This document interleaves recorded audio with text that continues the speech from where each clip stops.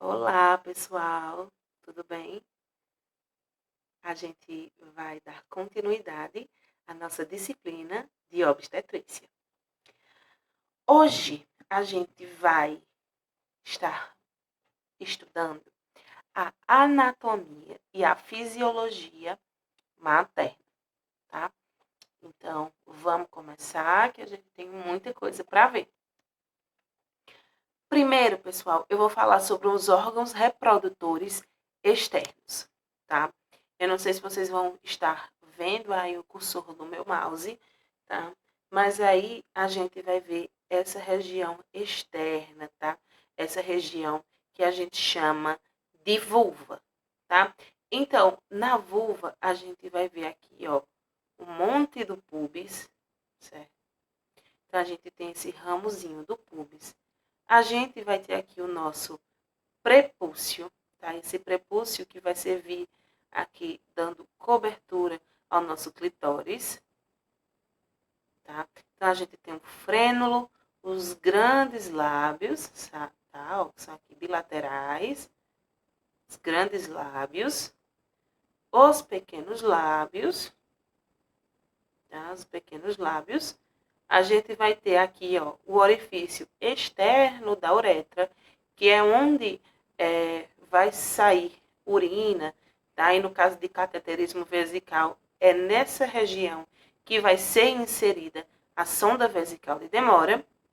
E aqui é o orifício vaginal, tá? Aqui é onde vai ocorrer a passagem do bebê, por aqui onde ocorrem os sangramentos mensais, vaginais, né? A famosa menstruação. Tá, pessoal? Aqui, ó, a gente tem o nosso períneo, tá? O períneo é toda essa região aqui de musculatura. E aqui a gente tem o nosso ânus, tá? E aqui é mais falando na questão muscular, tá? O músculo do esfíncter anal, que é onde a gente vai usar a sustentação para estar contraindo e relaxando o ânus, tá? Então, essa parte da vulva, a gente vai ver o monte pubiano, que tem gente que chama de monte de Vênus, tá? Mas a gente chama de monte do pubis. A glande do clítoris, do clitóris, tá? O prepúcio, tá? Os pequenos lábios, os grandes lábios. Aqui, ó, orifício externo da uretra e vagina.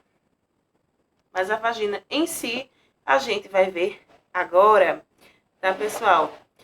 Eu vou estar falando para vocês de ímen também, tá? Então, o ímen em mulheres adultas, ele é uma membrana de espessura variável que circunda o introito vaginal, total ou parcialmente.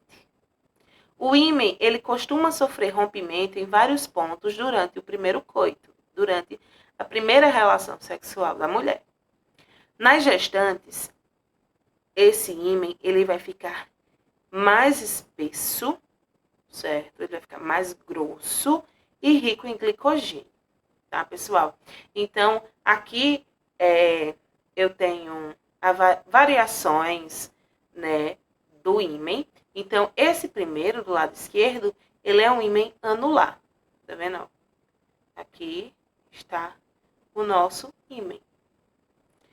Aqui a gente tem um ímen septado, ou seja, tem alguns pequenos espaços. No cribiforme, a gente tem, ele é todo pontilhadinho, tá vendo? Ó? Um monte de pontinhos.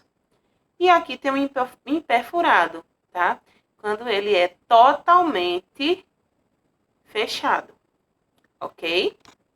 São as variações do nosso ímen. A vagina, pessoal, ele é um tubo músculo membranoso que se estende até o útero, tá? Ele vem ali daquela parte externa da vulva até o útero, estando interposta em toda a sua extensão entre a bexiga e o reto. Então, ó, aqui a gente tá nessa imagem do lado esquerdo, tomara que vocês estejam vendo o cursor do mouse, tá? Então, aqui, ó, a gente vai ter o nosso útero, certo? e aqui vai estar a nossa vagina. Então, vocês podem ver que ela é em forma de tubo, tá? E tem músculos e membranas. Ela é composta por músculos e membranas, tá? Então, aqui, ó, é onde vai ter a inserção do membro sexual masculino. Por aqui, onde vai passar o bebê, tá? Aqui, onde vai passar também a menstruação, certo? E aqui, ó, a nossa vagina, certo? Aqui, ó, vagina, útero, tubas uterina, tuba uterina, na verdade só tem uma, perdão, o ovário. Então, a vagina ela fica interposta entre a bexiga e o reto, certo? Aqui, ó, o reto. Por isso que durante a gestação, quando esse útero, tá? Vocês estão vendo aqui que o útero também ele fica interposto entre os dois. E durante a gestação, quando esse útero começa a se expandir, tá?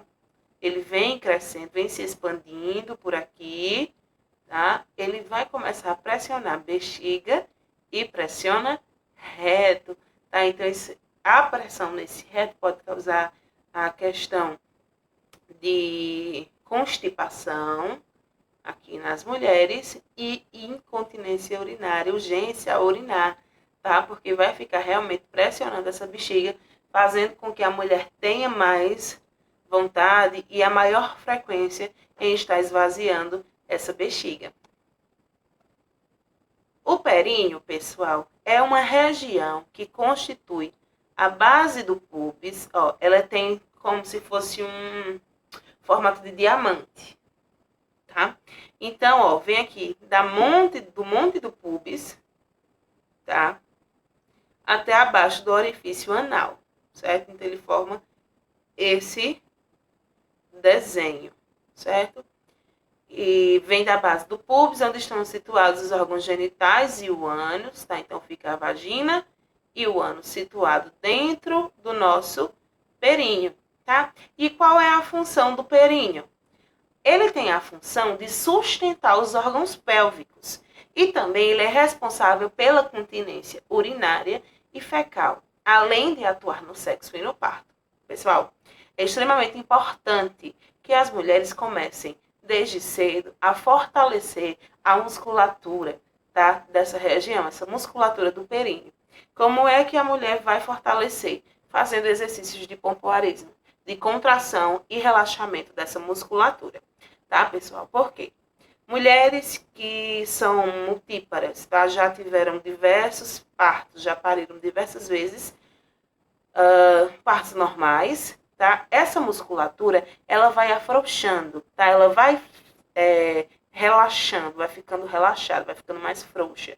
E esse exercício vai fortalecer essa musculatura, para que ela não afrouxe com o passar do tempo. Também com a questão do desenvolvimento, do envelhecimento, ela vai relaxando também. E a gente mantendo esses exercícios e mantendo o nosso períneo saudável desde cedo, vai evitar essas complicações, tá? Portanto, durante a gravidez, mulheres, façam exercício no períneo de vocês. Isso vai também fortalecer esses músculos para a passagem do bebê, tá?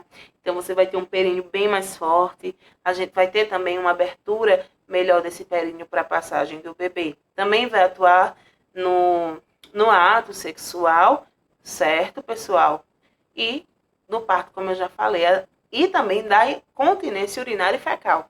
A gente sabe que com o passar do tempo, a incontinência urinária ela pode se tornar um problema, principalmente para as mulheres. E a gente mantendo essa musculatura mais forte, a gente pode vir a evitar esses problemas. Certo? Então, a gente vai passar para os órgãos reprodutores internos. Primeiro de todos que eu trago para vocês é o nosso útero, tá? O útero não gravídico, ele está situado na cavidade pélvica, como eu já falei para vocês, como eu já mostrei, ele fica entre a bexiga e o reto, tá? Juntamente com a vagina. Ele possui uma forma de pera e é formado por duas partes principais e desiguais. O corpo, tá? Que é a porção superior triangular, e o colo uterino, que é a porção inferior cilíndrica. que se projeta lá para o canal vaginal. Vou mostrar para vocês nas imagens. Em nulíparas, né, mulheres que nunca pariram, nunca engravidaram, ele vai medir de 6 a 8 centímetros. E nas multíparas, ele vai aumentar um pouco, vai medir de 9 a 10 centímetros cúbicos, tá, pessoal? A gravidez, ela vai estimular um crescimento impressionante do útero a custo da hipertrofia das fibras musculares, tá? Então, ele vai crescer, esse útero ele vai se expandir, obviamente, para o crescimento do bebê. E aí, as fibras musculares lá do útero, elas vão hipertrofiando, elas vão aumentando de tamanho, tá? Hipertrofia é o aumento do tamanho daquela célula, certo?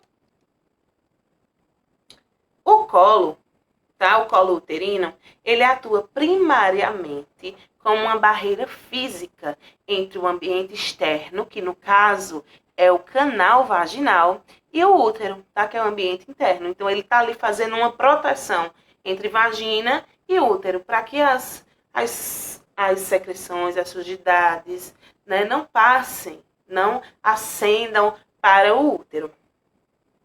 As células de revestimento formam um muco, tá, que constitui um tampão no orifício cervical externo, bloqueando a passagem de agentes patogênicos externos e corpos estranhos da vagina para o útero. Então, a gente chama de tampão mucoso, tá? É um muco que vai estar ali protegendo esse colo para que realmente esses agentes eles não ascendam, eles não subam lá para o útero, não passem da vagina para o útero.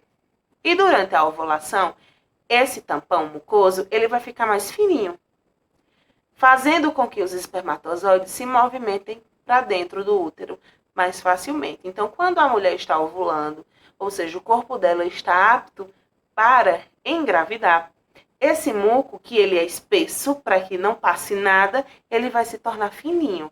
E quando ele se torna fininho, ele está fazendo com que os espermatozoides passem, tá? Que eles ascendam para o útero. Durante a gravidez, o tampão mucoso ele vai ficar espesso novamente e vai proteger o feto, vedando esse canal cervical. Tá? Então, ele vai fechar e vai fazer com que nada passe para o útero. Então, ele é como se fosse uma proteção ali para o bebê durante a gestação. Durante o trabalho de parto, esse colo ele vai dilatar até 10 centímetros. Então, aqueles famosos exame de toque, certo? Ele é feito pela abertura desse colo, tá? Vocês vão ver mais à frente como é feito. Para acomodar a passagem do feto para o canal vaginal. Então, ele vai se dilatar. Quando ele se dilata completamente, que é 10 centímetros, ou seja, aí a passagem do feto acontece, vai ocorrer, tá? Quando a fecundação não ocorre, o miométrio do colo uterino vai dilatar para permitir a passagem da menstruação. Aí acontece o que, pessoal? Esse miométrio, ele dilata para poder passar, né, a menstruação e vai provocar simplesmente aquela sensação de dor e desconforto, né? A famosa cólica menstrual, né? Que é uma maravilha de sentir. Só que não, tá? Então, pessoal, aqui a gente tem o nosso corpo uterino, certo? Nosso corpo uterino. E nessa regiãozinha aqui, tá? Vai estar o colo do útero. Esse é um corte transversal, tá? E nessa região é a visão frontal do colo do útero. Aqui nessa região é onde vai se formar o tampão mucoso, que ele é espesso. Durante a ovulação ele vai se tornar mais fino, certo, pessoal? E para a passagem dos espermatozoides, e durante a gestação ele torna-se espesso os 9 meses para proteger o bebê contra infecções. E aí, ainda dentro do nosso útero, tá? A gente tem uma divisão, tá? De miométrio e endométrio. O miométrio, tá? Ele é a parede mais espessa do útero, é a parede mais grossa do útero, e vai ser composta por pacotes de fibras musculares lisas, separadas por um tecido conjuntivo, ou seja, um tecido de conexão. Durante o período gestacional, o miométrio ele vai passar por um grande crescimento devido à hiperplasia e hipertrofia das fibras musculares lisas, tá? Então, hiperplasia é o aumento da quantidade, tá, pessoal? Então, anotem aí, hiperplasia, aumento da quantidade das fibras, das células musculares, e hipertrofia é o aumento do tamanho, tá? Então, vamos lá. Hiperplasia, aumento da quantidade, e hipertrofia é o aumento do tamanho das células musculares. Passada a gravidez, após a gravidez, vai ter a degeneração de algumas células, tá, desse miométrio, vai haver a diminuição de outras e degradação do colágeno, e aí ele vai reduzir e vai voltar para a sua forma original. Vocês conseguiram compreender? Ó, durante a gestação, ele vai crescer, ele vai aumentar a quantidade de células e aumentar o tamanho dessas células para poder comportar a criança, certo? O feto. Quando passada a gravidez, algumas dessas células elas vão se degenerar, tá? E outras vão, as que sobrarem, elas vão diminuir, vão degradar o colágeno e vão voltar ao seu tamanho normal. Compreendido? Então, aqui, ó, voltando, está aqui o miométrio, cadê o mouse? É essa região aqui mais espessa, certo? Mais espessa, mais espessinha. Tá? Então, aqui, ó, é o corpo do útero, o fundo do útero, é essa região aqui superior, e aqui está o colo do útero, ok? O endométrio, tá? Ele vai ser dividido em dois, em camada basal e camada funcional, certo? A camada basal, ela é mais profunda, adjacente ao miométrio, e ela vai ser constituída por tecido conjuntivo e pela porção inicial das glândulas uterinas. Já a camada funcional, ela é formada pelo restante do tecido conjuntivo da lâmina própria e pela porção final e desembocadura das glândulas e também pelo epitélio superficial. Enquanto a camada funcional sofre grandes mudanças durante o período menstrual, a basal ela permanece quase que inalterada. Os vasos sanguíneos que irrigam o endométrio, eles são muito importantes para o fenômeno cíclico de perda de parte do endométrio durante a menstruação. Então, o endométrio é essa região, certo? Aqui do nosso útero. E ele é dividido em camada basal e camada funcional. A camada funcional é a que vai sofrer mudanças durante o nosso período menstrual, tá? A basal, ela vai ficar quase que intacta. A gente chega agora aos ovários, certo? E os ovários, eles podem estar variando de tamanho entre as mulheres, vai variar de mulher para mulher, e se também ela tem alguma doença subjacente, como ovários policísticos, que vão fazer com que esse ovário aumente o tamanho. Então, em idade fértil, eles vão medir de 2,5 a 5 centímetros no comprimento e de 1,5 a 3 centímetros na largura, e de 0,6 a 1,5 na espessura. Então, é bem variável, como vocês podem estar observando. Eles são responsáveis pela síntese de hormônios sexuais e produção e armazenamento das células reprodutivas. Que são essas células, pessoal? São os óvulos, certo? Então, nos ovários são distinguidas duas regiões. O córtex, tá? Que é onde estão os folículos ovarianos em diferentes fases de desenvolvimento. E aí, conforme a idade da mulher e a fase do ciclo, a gente vai encontrar folículos ovarianos, corpo lúteo e corpos albicantes. Já a medula, ela é formada por tecido conjuntivo frouxo e rico em vasos sanguíneos. Está aí as duas regiões do ovário.